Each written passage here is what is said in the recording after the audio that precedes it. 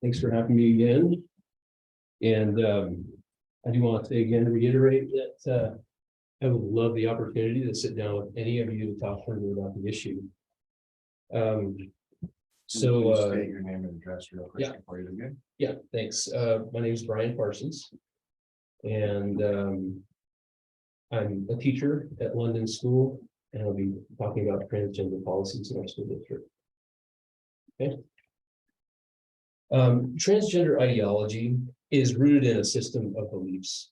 This is often not recognized because these beliefs are implicitly taught by our culture in many ways. First, sexual fulfillment is fundamental to being human. Second, identity is determined mentally and psychologically in one's own mind. Third, external factors such as biology have no bearing on self-identity. Fourth, bringing the body in line with this perceived self-identity is good, even to the extent of surgical removal of body parts or being permanently medicated. Fifth, all self-determined sexual expressions are valid and healthy. All these beliefs are assumed and promoted in transgender ideology, yet none of these beliefs are verifiable facts. In fact, some of them can be shown to be false. Transgender ideology is not natural, neutral, non-religious position. You cannot come to this ideology without prerequisite beliefs that many in this school district cannot agree with. We should not pretend that transgenderism is scientifically based, flowing from an honest and unbiased study. Rather, it's deeply biased, ideological, and philosophical. A school district has no right to push unfounded beliefs as fact. Furthermore, transgenderism is being promoted, yet the other side of this issue is not to be discussed. As a teacher, my job is to give my students a well-rounded education, not protect them from true information. In fact, I might be willing to teach on this issue in my classroom so long as I had parent permission and could share sources from both sides of the issue. I assume, however, that I would never be allowed to share the side of the issue that I've spoken with this board about for the past 4 months.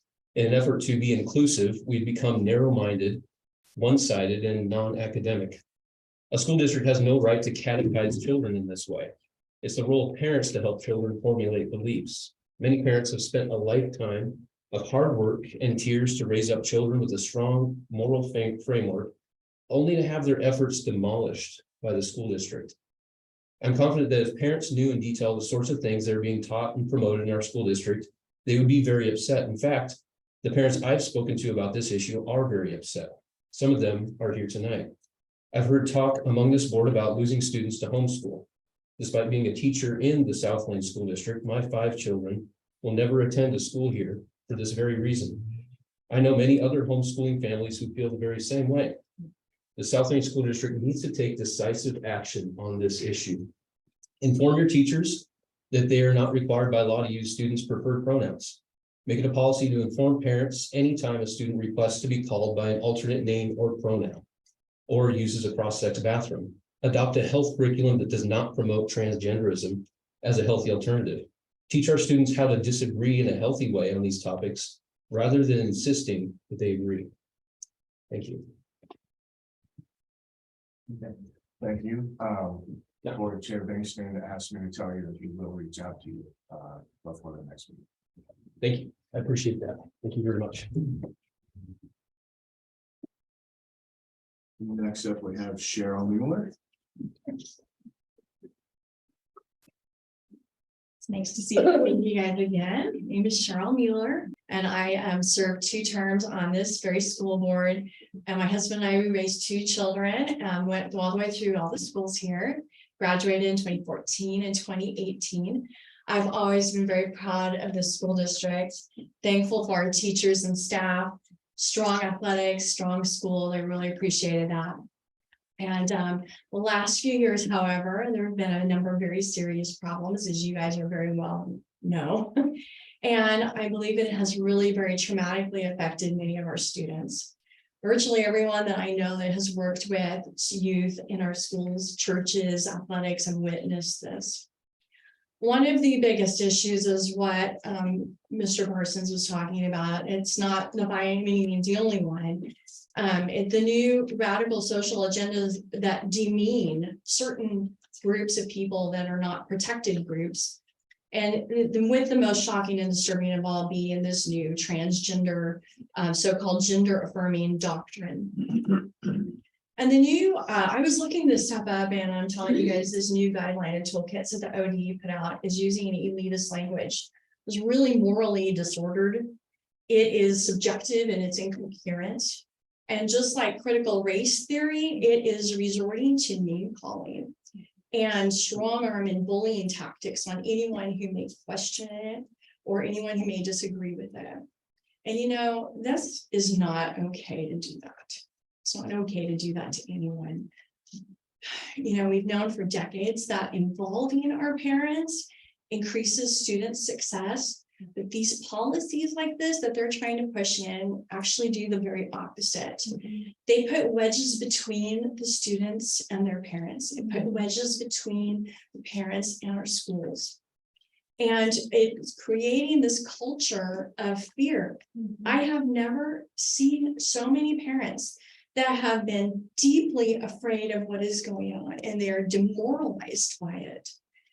And because of this, I believe it is absolutely critical that any of these new social agendas, that we treat them with extreme caution. The parents absolutely have to know and be informed and involved, and be also allowed to ask questions and disagree without any fear of retaliation or name calling or threats of losing their child. And these are the kinds of things that have been going on, not just in the school district, but across the state. And this is, if a student, for example, is choosing to use different bathrooms or different pronouns, families need to be involved in this and they need to be informed.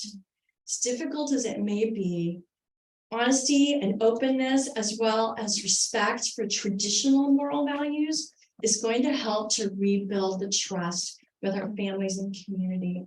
And I think it will, I absolutely believe it will in the long run, be much better for the future of our students.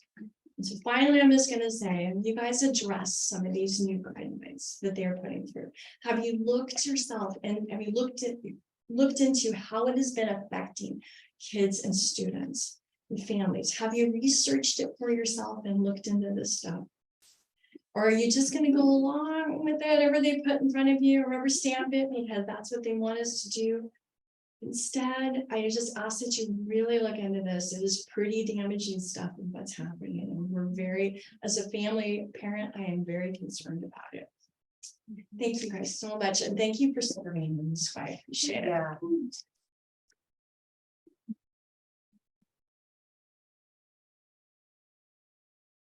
Okay, next up we have Lindsay Parsons.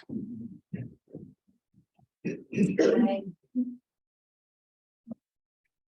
Well, yes, I'm Lindsay Parsons. I'm thankful for all of you that the hard work you do. So before I start, I just want to say that what I'm going to say, it's from a heart of love for you guys and for the students. And but I do have to say, you know, truth and honesty. Thank you. I've been a resident of Cottage Grove for 13 years, and I'm disturbed by the lack of transparency between schools and parents regarding their child's gender. From my experience, this will only harm the kids who are struggling like I once did. I grew up in the suburbs of Chicago and began to feel unsafe as a girl when I was sexually assaulted by a male neighbor. I didn't tell my family, and instead I tried to be like a boy by wearing a sock in my underwear to school. Still, I was bullied and sexually harassed for being a skinny Hispanic female. I began to hate boys and resent weak girls. I was terrified of puberty because I didn't want my body to draw anyone's attention. I wanted to be invisible. Showering in the girls' locker rooms was very stressful, so I often hid in the lockers. I was most comfortable in baggy clothing and dreamt of being a male hero. I kept it all a secret, and I was depressed, ashamed, and isolated from my teachers, peers, and my family. Eventually, my mother followed her intuition and intervened. She changed my destiny by removing me from the social pressures and helping me build stronger relationships with my family, my church, and Jesus Christ. Through these relationships, I began the long process of learning to feel safe and embrace my body and womanhood. If I was a child today, I would have been further cut off from my family as the school encouraged me towards transgenderism without my parents' knowledge. I may have gone as far as surgery because there were definitely times I wanted to remove my female parts. I'd be robbed of the greatest joy in my life. birthing and nursing my 5 kids. And in spite of seeming to get what I wanted, to be like a boy, I wouldn't have gotten what I really needed to heal the little girl inside of me. Most gender dysphoria is a reaction to social pressures and trauma. The majority will resolve if we remove the social pressures through anti-bullying and harassment, which you all are doing. It's good. And also heal the underlying trauma through relationships. And the most important one is the family. For a school to hide gender details from parents will further isolate kids from the very relationships that they need most. It is not only extremely harmful to the kids, but it's a violation of a parent's FERPA rights to view their child's education records. I and many other parents want to see schools respect our role as a parent by leaving the teaching of gender and sexuality up to us as the parents, always telling us when our child changes names or pronouns, welcoming parents in the classrooms, and showing us curriculum without being defensive. The only way a child can have the underlying issues properly addressed is if the school involves the parents to lead the process. Only the parents have known the child from birth and can provide long-term support. And if you doubt whether parents are equipped to handle their child's crisis, well, ask my single mom, who was a high school dropout, low-income minority, but still found a way to help me. I recognize you have a lot of pressure on you, but remember, it is the parents and not the teachers or the ODE recommendations that are the legal authority over the kids in your care. Thank you so much.